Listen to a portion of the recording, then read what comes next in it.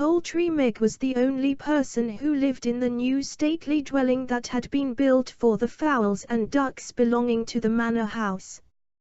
It stood there where once the old knightly building had stood, with its tower, its pointed gables, its moat, and its drawbridge. Close by it was a wilderness of trees and thicket. Here the garden had been, and had stretched out to a great lake, which was now moorland. Crows and choughs flew screaming over the old trees, and there were crowds of birds. They did not seem to get fewer when anyone shot among them, but seemed rather to increase. One heard the screaming into the poultry house, where Poultry Meg sat with the ducklings running to and fro over her wooden shoes. She knew every fowl and every duck from the moment it crept out of the shell, and she was fond of her fowls and her ducks, and proud of the stately house that had been built for them. Her own little room in the house was clean and neat, for that was the wish of the gracious lady to whom the house belonged. She often came in the company of grand noble guests, to whom she showed the hens and ducks' barracks, as she called the little house. Here were a clothes cupboard, and an armchair, and even a chest of drawers, and on these drawers a polished metal plate had been placed, whereon was engraved the word Grub, and this was the name of the noble family that had lived in the house of old. The brass plate had been found when they were digging the foundation, and the clerk has said it had no value except in being an old relic. The clerk knew all about the place, and about the old times, for he had his knowledge from books, and many a memorandum had been written and put in his table drawer.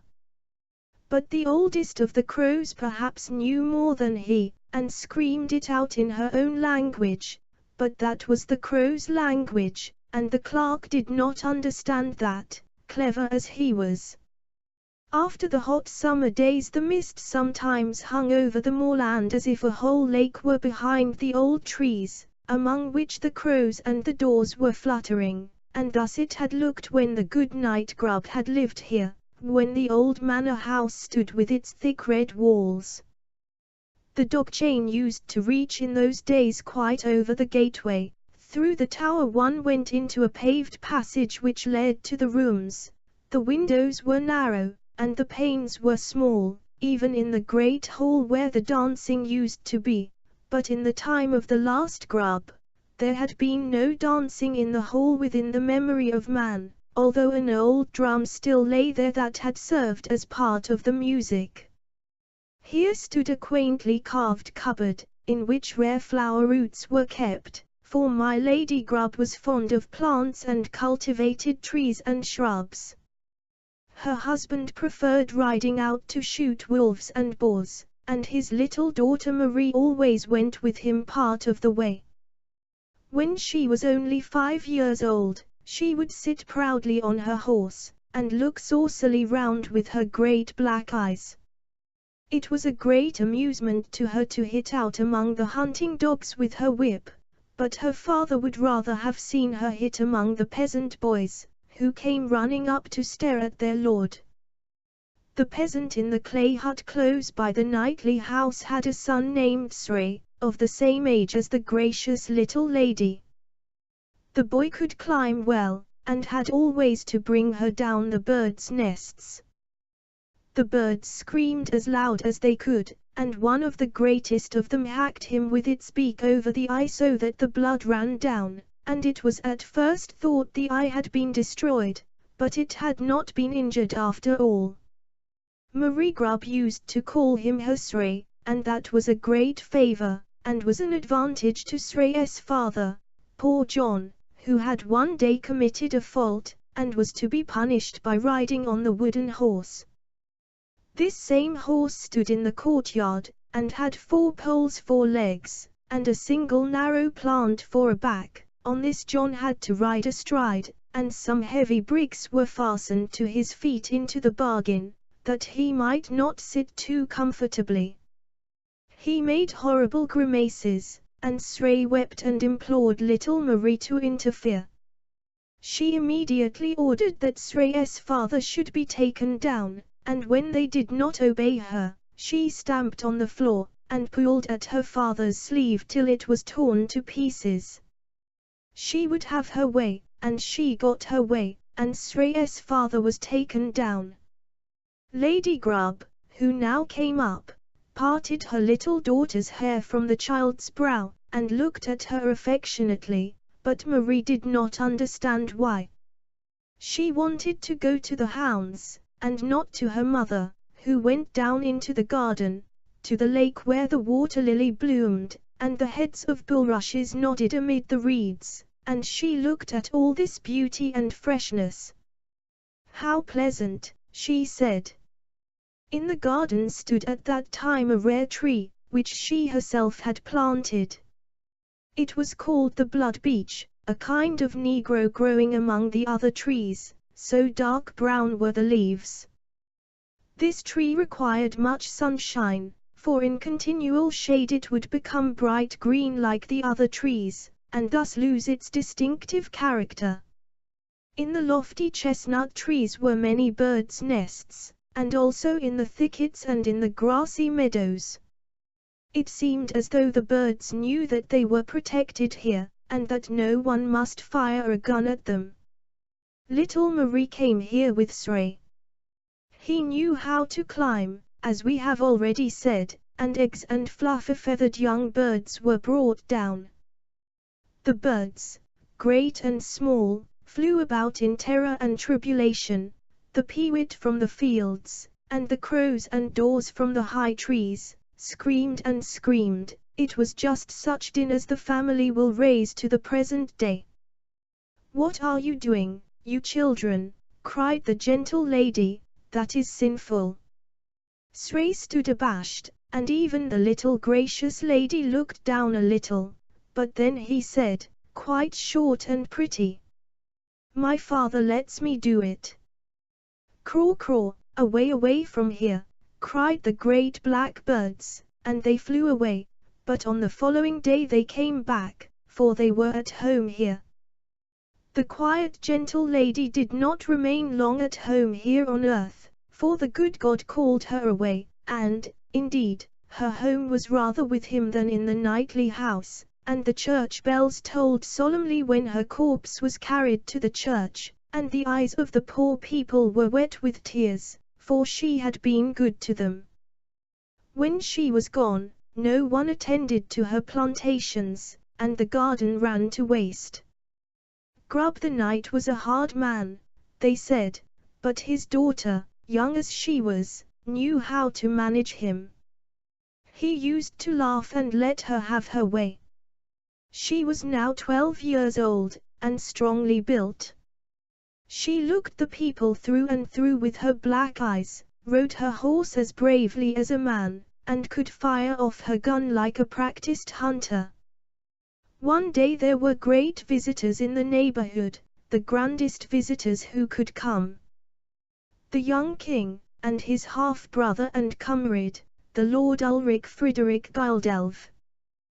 They wanted to hunt the wild boar, and to pass a few days at the castle of Grub.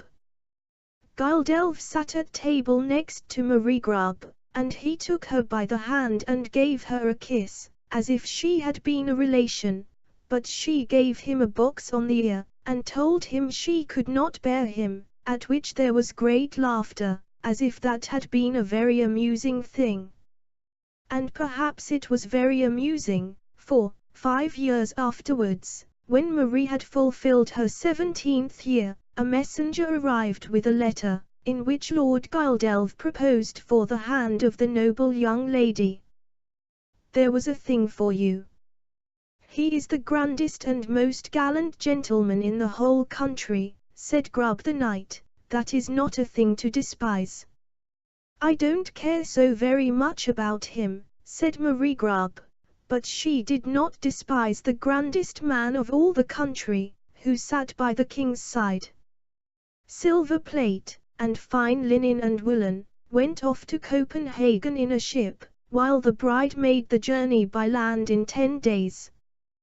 But the outfit met with contrary winds, or with no winds at all, for 4 months passed before it arrived, and when it came, my Lady Guildelve was gone. I'd rather lie on coarse sacking than lie in his silken beds, she declared. I'd rather walk barefoot than drive with him in a coach. Late one evening in November 2 women came riding into the town of Aarhus. They were the gracious Lady Guildelve, Marie Grubb, and her maid. They came from the town of Weil, whither they had come in a ship from Copenhagen. They stopped at Lord Grubb's stone mansion in Aarhus. Grubb was not well pleased with this visit. Marie was accosted in hard words, but she had a bedroom given her, and got her beer soup of a morning, but the evil part of her father's nature was aroused against her, and she was not used to that. She was not of a gentle temper, and we often answer as we are addressed. She answered openly, and spoke with bitterness and hatred of her husband, with whom she declared she would not live. She was too honorable for that. A year went by, but it did not go by pleasantly. There were evil words between the father and the daughter, and that ought never to be. Bad words bear bad fruit. What could be the end of such a state of things? We two cannot live under the same roof, said the father one day. Go away from here to our old manor house, but you had better bite your tongue off than spread any lies among the people. And so the two parted. She went with her maid to the old castle where she had been born, and near which the gentle, pious lady, her mother, was lying in the church vault. An old cowherd lived in the courtyard, and was the only other inhabitant of the place.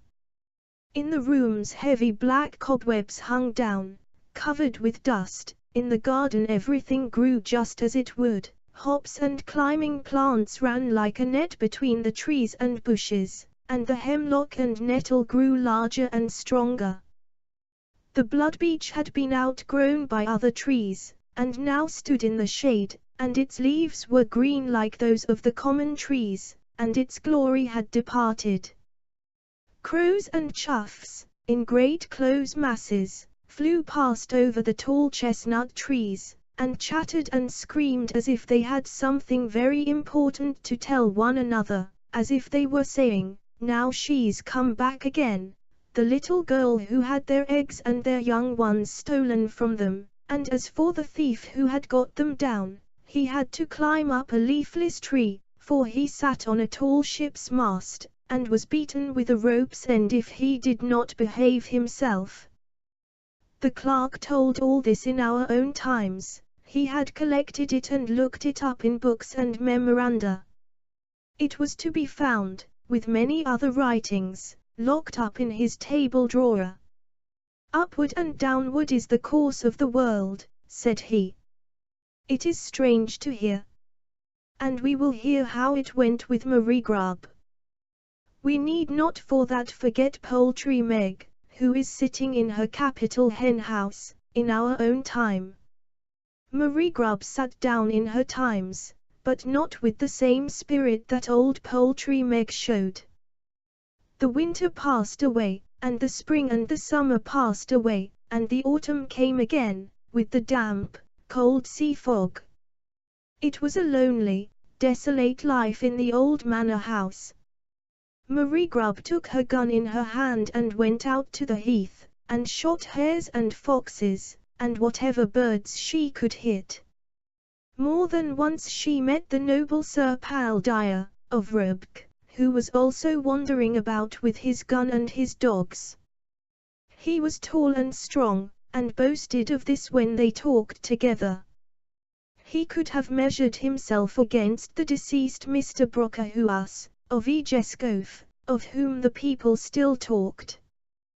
Pal Dyer had, after the example of Brockahuas, caused an iron chain with a hunting horn to be hung in his gateway, and when he came riding home, he used to seize the chain, and lift himself and his horse from the ground, and blow the horn. "Come yourself, and see me do that, Dame Marie," he said. "One can breathe fresh and free at Rubk." When she went to his castle is not known, but on the altar candlestick in the church of Rubk it was inscribed that they were the gift of Pal Dyer and Marie Grub, of Rubk Castle. A great stout man was Pal Dyer. He drank like a sponge. He was like a tub that could never get full, he snored like a whole sty of pigs, and he looked red and bloated. "He is treacherous and malicious," said Dame Pally Dyer, Grub's daughter. Soon she was weary of her life with him, but that did not make it better. One day the table was spread, and the dishes grew cold. Pal Dyer was out hunting foxes, and the gracious lady was nowhere to be found. Towards midnight Pal Dyer came home, but Dame Dyer came neither at midnight, nor next morning. She had turned her back upon Rubk, and had ridden away without saying goodbye. It was grey, wet weather, the wind grew cold, and a flight of black screaming birds flew over her head. They were not so homeless as she. First she journeyed southward, quite down into the German land. A couple of golden rings with costly stones were turned into money, and then she turned to the east, and then she turned again and went towards the west. She had no food before her eyes, and murmured against everything, even against the good God himself, so wretched was her soul. Soon her body became wretched too, and she was scarcely able to move a foot. The peewit flew up as she stumbled over the mound of earth where it had built its nest. The bird cried, as it always cried, "You thief, you thief!" She had never stolen her neighbor's goods, but as a little girl she had caused eggs and young birds to be taken from the trees, and she thought of that now. From where she lay she could see the sand dunes. By the seashore lived fishermen, but she could not get so far, she was so ill.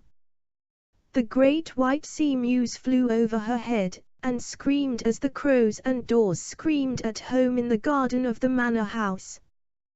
The birds flew quite close to her, and at last it seemed to her as if they became black as crows, and then all was night before her eyes. When she opened her eyes again, she was being lifted and carried. A great strong man had taken her up in his arms, and she was looking straight into his bearded face. He had a scar over one eye, which seemed to divide the eyebrow into two parts. Weak as she was, he carried her to the ship, where he got a rating for it from the captain. The next day the ship sailed away. Madame Grub had not been put ashore, so she sailed away with it. But she will return, will she not? Yes, but where, and when? The clerk could tell about this too, and it was not a story which he patched together himself. He had the whole strange history out of an old authentic book, which we ourselves can take out and read. The Danish historian, Ludwig Holberg, who has written so many useful books and merry comedies, from which we can get such a good idea of his times and their people, tells in his letters of Marie Grub, where and how he met her. It is well worth hearing, but for all that, we don't at all forget Poultry Meg, who is sitting cheerful and comfortable in the charming fowl house. The ship sailed away with Marie Grub. That's where we left off. Long years went by. The plague was raging at Copenhagen, it was in the year 1711. The Queen of Denmark went away to her German home, the king quitted the capital, and everybody who could do so hurried away. The students, even those who had board and lodging gratis, left the city. One of these students, the last who had remained in the Free College, at last went away too. It was 2 o'clock in the morning. He was carrying his knapsack, which was better stacked with books and writings than with clothes. A damp mist hung over the town, not a person was to be seen in the streets. The street doors around were marked with crosses, as a sign that the plague was within, or that all the inmates were dead. A great wagon rattled past him, the coachman brandished his whip, and the horses flew by at a gallop. The wagon was filled with corpses. The young student kept his hand before his face, and smelt at some strong spirits that he had with him on a sponge in a little brass scent case. Out of a small tavern in one of the streets there were sounds of singing and of unhallowed laughter, from people who drank the night through to forget that the plague was at their doors, and that they might be put into the wagon as the others had been.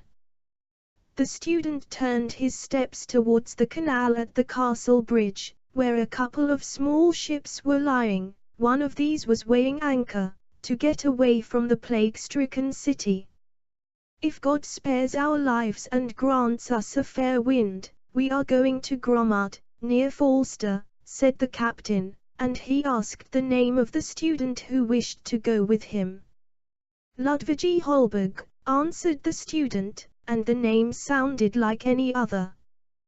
But now there sounds in it one of the proudest names of Denmark. Then it was the name of a young, unknown student. The ship glided past the castle. It was not yet bright day when it was in the open sea. A light wind filled the sails, and the young student sat down with his face turned towards the fresh wind, and went to sleep, which was not exactly the most prudent thing he could have done. Already on the third day the ship lay by the island of Falster. "Do you know anyone here with whom I could lodge cheaply?" Holberg asked the captain. "I should think you would do well to go to the ferrywoman in Borough House," answered the captain. "If you want to be very civil to her, her name is Mother Sri Smuller. But it may happen that she may fly into a fury if you are too polite to her. The man is in custody for a crime, and that's why she manages the ferryboat herself. She has fists of her own." The student took his knapsack and betook himself to the ferry house. The house door was not locked, it opened, and he went into a room with a brick floor, where a bench, with a great coverlet of leather, formed the chief article of furniture. A white hen, who had a brood of chickens, was fastened to the bench, and had overturned the pipkin of water, so that the wet ran across the floor. There were no people either here or in the adjoining room, only a cradle stood there, in which was a child. The ferryboat came back with only one person in it. Whether that person was a man or a woman was not an easy matter to determine. The person in question was wrapped in a great cloak, and wore a kind of hood. Presently the boat lay to. It was a woman who got out of it and came into the room. She looked very stately when she straightened her back. Two proud eyes looked forth from beneath her black eyebrows. It was Mother Sri, the ferry wife. The crows and daws might have called out another name for her, which we know better. She looked morose, and did not seem to care to talk, but this much was settled, that the student should board in her house for an indefinite time, while things looked so bad in Copenhagen. This or that honest citizen would often come to the ferry house from the neighboring little town. There came Frank the cutler, and Sivert the exciseman. They drank a mug of beer in the ferry house, and used to converse with the student, for he was a clever young man, who knew his practica, as they called it. He could read Greek and Latin, and was well up in learned subjects. "The less one knows, the less it presses upon one," said Mother Sri. "You have to work hard," said Holberg one day, when she was dipping clothes in the strong soapy water, and was obliged herself to split the logs for the fire. "That's my affair," she replied. "Have you been obliged to toil in this way from your childhood?"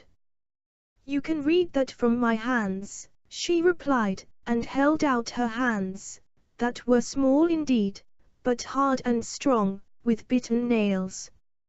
"You are learned, and can read." At Christmas time it began to snow heavily. The cold came on, the wind blew sharp, as if there were vitriol in it to wash the people's faces. Mother Sray did not let that disturb her. She threw her cloak around her, and drew her hood over her head. Early in the afternoon, it was already dark in the house. She laid wood and turf on the hearth, and then she sat down to darn her stockings, for there was no one to do it for her. Towards evening she spoke more words to the student than it was customary with her to use. She spoke of her husband.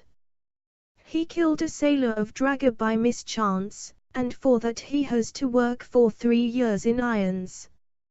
He's only a common sailor, and therefore the law must take its course. The law is there for people of high rank, too, said Holberg. Do you think so? Said Mother Sray. Then she looked into the fire for a while, but after a time she began to speak again.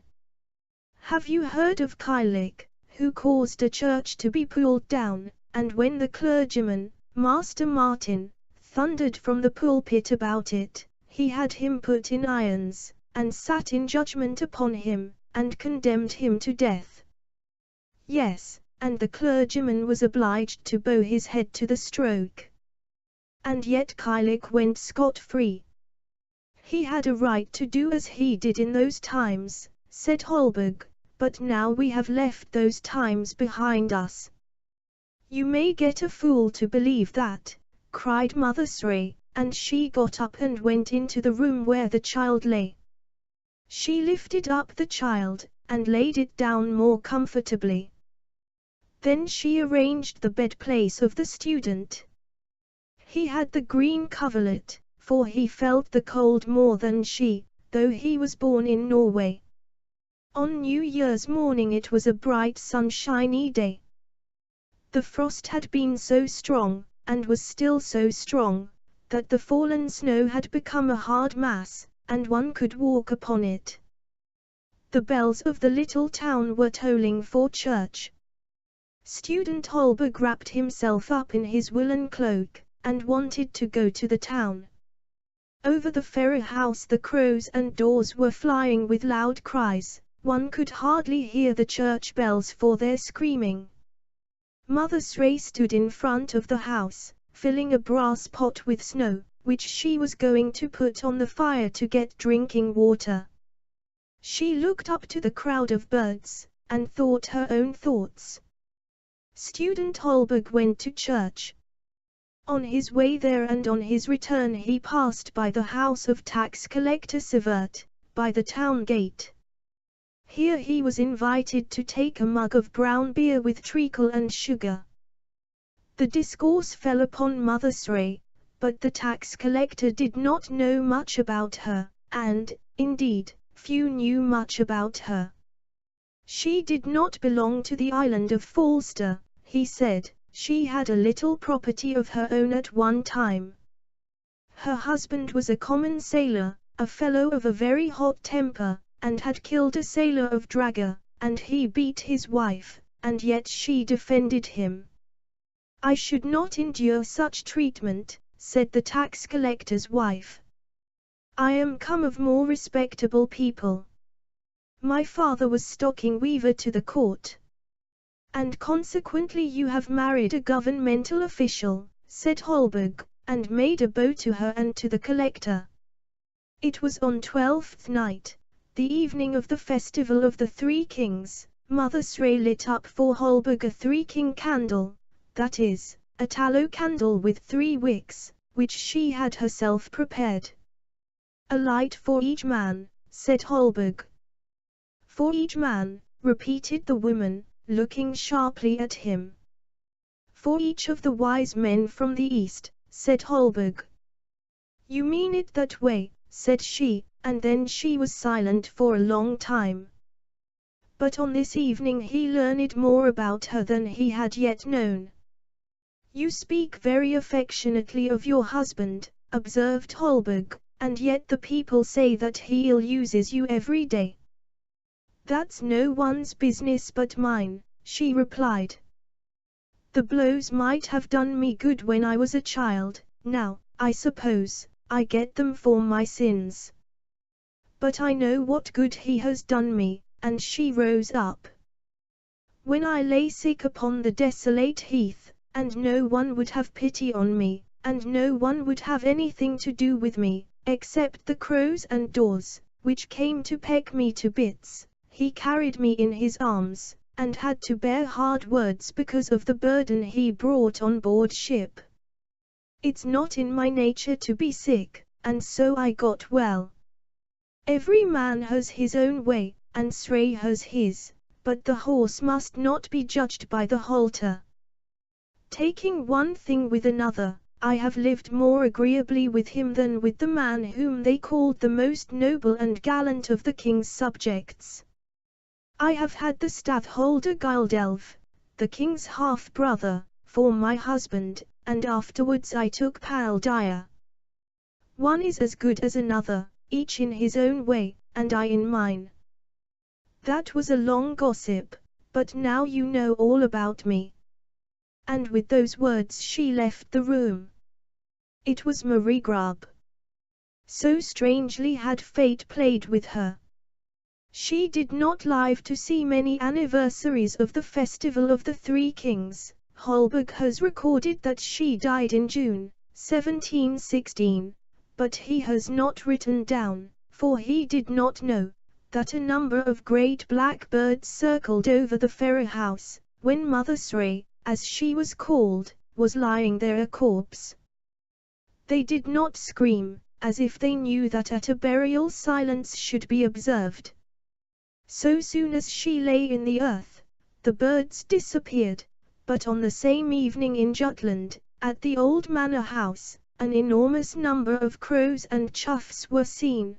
They all cried as loud as they could, as if they had some announcement to make.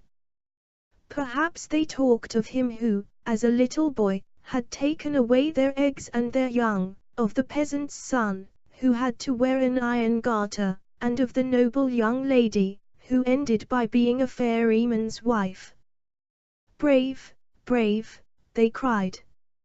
And the whole family cried, brave, brave, when the old house was pulled down. They are still crying, and yet there's nothing to cry about, said the clerk, when he told the story. The family is extinct, the house has been pulled down, and where it stood is now the stately poultry house, with gilded weathercocks, and the old Poultry Meg. She rejoices greatly in her beautiful dwelling. If she had not come here, the old clerk added, she would have had to go into the workhouse. The pigeons cooed over her, the turkey cocks gobbled, and the ducks quacked. Nobody knew her, they said, she belongs to no family. It's pure charity that she is here at all. She has neither a drake father nor a hen mother, and has no descendants. She came of a great family, for all that, but she did not know it, and the old clerk did not know it, though he had so much written down, but one of the old crows knew about it, and told about it. She had heard from her own mother and grandmother about Poultry Meg's mother and grandmother. And we know the grandmother too. We saw her ride, as child, over the bridge, looking proudly around her, as if the whole world belonged to her, and all the birds' nests in it, and we saw her on the heath, by the sand dunes, and, last of all, in the Ferrer house. The granddaughter, the last of her race, had come back to the old home, where the old castle had stood, where the black wild birds were screaming, but she sat among the tame birds, and these knew her and were fond of her. Poultry Meg had nothing left to wish for. She looked forward with pleasure to her death, and she was old enough to die. "Grave, grave," cried the crows. "And Poultry Meg has a good grave, which nobody knew except the old crow, if the old crow is not dead already. And now we know the story of the old manor house, of its old proprietors, and of all Poultry Meg's family."